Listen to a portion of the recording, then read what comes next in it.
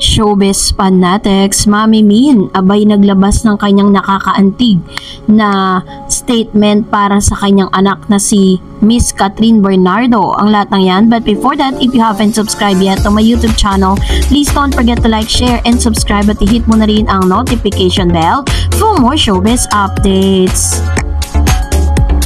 Bago tayo magpatuloy sa ating updates for today's video, nais ko po muna magpasalamat sa lahat ng mga legit viewers, subscribers, ng lahat ng mga legit na nanonood at sumusubaybay sa lahat ng ating mga updates. Maraming salamat po. And for today's video, ito na nga dahil kung matatandaan po ninyo, bago po pumirma ng kontrata si Miss Catherine Bernardo sa ABS-CBN or mag-renew ng kanyang contract, ay meron po siyang isa sa mga nakakaantig na mensahe para sa kanyang nanay. Sinabi po ni Miss Bernardo or Miss Catherine na ino-honor niya ang kanyang Mami Min for being best support system. Sabi niya, Bernardo expressed her gratitude to her mom through a social media post on Wednesday almost a month ago that she and Daniel Padilla confirmed their breakup.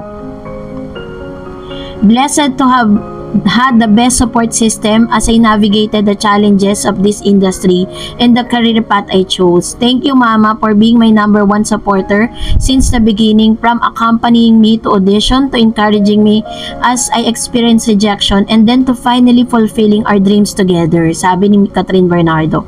Bernardo and Padilla confirmed that they decided to end the relationship last November 30, 2023. Bernardo Mother Min also later expressed her gratitude to all fans of her daughter and Padilla. Katniel Katcake Solid DJ, maraming salamat sa inyo. Hindi ito natatapos ang ating pagsasama, she wrote.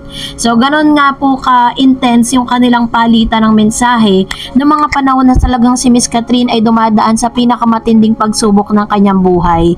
Pero this time, ito na nga, dahil nandito na po siya sa tinatawag na glorious days, tapos na po yung kanyang morning, yung kanyang pagluluksa, yung kanyang katahimikan, yung kanyang kalungkutan. Kasi di ba nabalitaan natin na si Miss Catherine po ay dumaan sa matinding depression matapos nga silang nai-announce yung kanilang breakup ni Daniel. Kasi kahit naman talaga sino although sabihin na natin na talagang si Daniel at si Catherine ay talagang nasaktan dun sa kanilang naging desisyon na dumating pa nga sa punto na binura ni Mr. Daniel Padilla yung kanyang breakup letter for Catherine. Pero yung breakup letter po ni Miss Catherine ay nananatili pa rin nandun sa kanyang IG account. Pero it doesn't mean, at nilinaw naman po ng kampo ni Miss Catherine na wala na pong balikang magaganap, that she was already healed totally, that she already forgive Daniel Padilla but not the reason to give back, para po bumalik, diba? So this time, eto na nga dahil may mga bago po siyang mga projects na ginagawa ngayon, katulad po ng mga endorsement. Grabe, ang dami po, halos kada buwan yata hindi pa natatapos yung isang endorsement, may dumarating na naman na panibago. Ganon katindi yung popularity na meron si Miss Catherine Bernardo ngayon. Kumbaga parang ang point of view ko lang, parang hindi na siya napipigilan na umalagwa yung kanyang karera kasi hindi niya na kailangang isipin pa kung anong sasabihin ng kapartner niya kapag ginawa niya to. That's kumbaga parang ngayon niya lang nararanasan yung totally na freedom, na freedom to choose, freedom to decide. So, and at the same time, dito nga ay natuwa din ng ilang mga fans at supporters ni Catherine Bernardo matapos mag-post si Mami Min ng kanyang nakakaantig at pasasalamat. Sabi diyan, Min Bernardo, the mother of actress Catherine Bernardo, turned a social media to congratulate the actress for winning the Box Office Queen Award at 52 Box Office Entertainment Awards by Guillermo Mendoza Memorial Scholarship Foundation. In her Instagram post last Tuesday morning, Min uploaded a photo of her daughter, the snap including a photo of Catherine receiving the award in 2023, a very good girl. Sabi niya po doon, congratulations anak, thank you Guillermo, thank you Bernardo Cat for always making mama proud, a very good gift for Mother's Day. So yun po yung kanyang post sa kanyang IG na hinart at talaga namang nilike ng 27,271 and others. dahil talaga namang ito po isa sa mga achievements na meron po yung kanyang anak. Actor also Alden Richards was named as a box office king for the movie Pie Breakup and a Romance, and Alden Richards, Catherine Bernardo named box office king and king. In a post last December, Catherine honored her mom for being the best support system days after she and Daniel Padillas confirmed their breakup. So pinapakita lang talaga dito na kung ano man yung maging desisyon ni Miss Catherine Bernardo, lalo na't ngayon sa kanyang relationship, ay never po na magiging hadlang ang kanyang Mami Min. Kaya todo supporta siya sa Kat din. At dahil dyan, narito naman ang ilan sa mga komento ninyo patungkol sa ating last update. Unahin natin ang isang viewers natin. Sabi niya, hindi dapat magbalikan sila kasi hindi lang second chance ang binigay ni Kat kay DJ. Kaya dapat lang na wala na talaga ang Katniel kasi parang Alden lang ang nararapat kay Kat.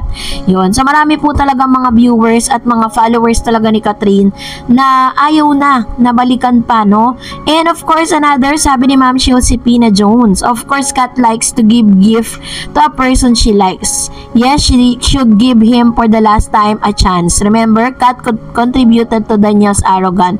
She was always praising him and even said that she didn't want to change him and accepted his flaws. She was asked, how does she feel that many have crushed on Daniel? She said that she's lucky. She has Daniel. They should find them another Daniel. I don't think that. So, ito po yung mga dati kasing sinasabi ni Miss Catherine Bernardo nung tinatanong po siya tungkol pag tinatanong siya tungkol kay Daniel. And sabi diyan, I don't think that Daniel got his way all the time because Daniel would say often, see, you didn't listen to me again, look what happened. Then she answered, you are right, Kat is a part of Daniel's become arrogant and too self-confident. He knew that she loved him. He once said when she was interviewed by Tito Boy that he's not worried about Kat because he had no interest in another man.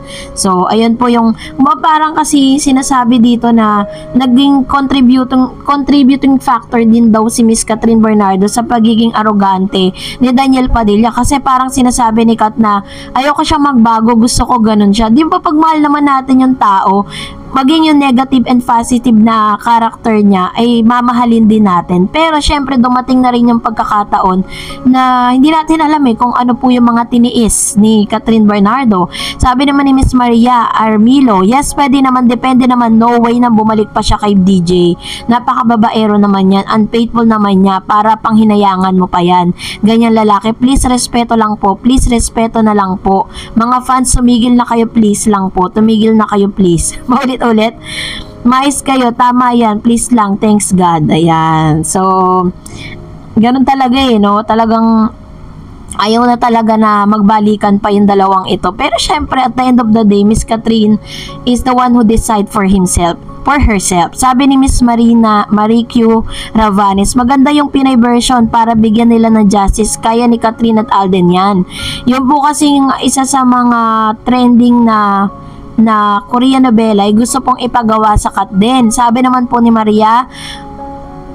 Maria Umusop, Kat din tayong lahat, wala nang Katniel, wala nang Aldab. Ayan, so ito naman po yung kanyang panawagan para sa lahat ng mga, kasi parang nagiging bashers kung yung mga supporters na Katniel dati, sobrang supportive po yan sa Katniel, ngayon parang bashers po sila ng Kat din. Ganon din po sa Aldab, binabash po itong si Catherine Bernardo na bagay na parang ang sakit lang pakinggan na tawagin siya sa hindi niya pangalan, 'di ba? Sabi ni Ning, nakakatawa, bagay na bagay sila. Sana saka makakita mo sa mukha ni Kat na sobrang maaliwalas ang mukha niya kasi nakakagalaw na siya ng maayos at di tulad ng dati na para siyang robot sa dati niyang karelasyon. Sana sila na talaga. Yun po yung sinasabi ko kanina, 'di ba? Parang she's really parang ngayon niya lang na-enjoy yung freedom na gagawin niya isang bagay na hindi niya kailangan mag-ask ng permission or mag-ask po for anyone para po magawa niya kung ano yung nasa puso niya. Sabi naman ni Ma'am Shidayan Potura, I'm with you, Ma'am Dareds. Give to others the Queen of Tears. It's not per cut then. Better have their own teleserye para may originality. Sabi naman ni Mr. Francis, tama ka Dareds. Diba? Kasi parang ganun kasi mangyayari. Kapag po sila yung gumanap ng Queen of Tears, magkakaroon ng comparison dun sa original. Magkakaroon ng i-compare yung original na gumawa dun po sa gagawa, kung bagay sa gagaya, pwede naman po silang gumawa ng kanilang original na teleserye o proyekto na masasabi talagang sila talaga. Sabi naman po ng isang user, sana po dalawin din ni Kat ang family ni Alden. Hay, sobrang saya talaga kung dumalaw si Kat sa kanila ni Alden. God bless you both, Kat and Alden. Yan. So, yun po yung isa sa mga pinakaaantay ng ilang mga netizen, ano, na yung meeting the parents era na, 'di ba? Ang sarap-sarap noon pag napanood natin, nandun si Catherine habang pinapakilala ni Alden sa kanyang lola Linda at sa kanyang buong pamilya. And that's it for today. For more videos and updates, please don't forget to like and subscribe. And please don't forget to follow my Facebook page, Dar Eds TV. God bless everyone!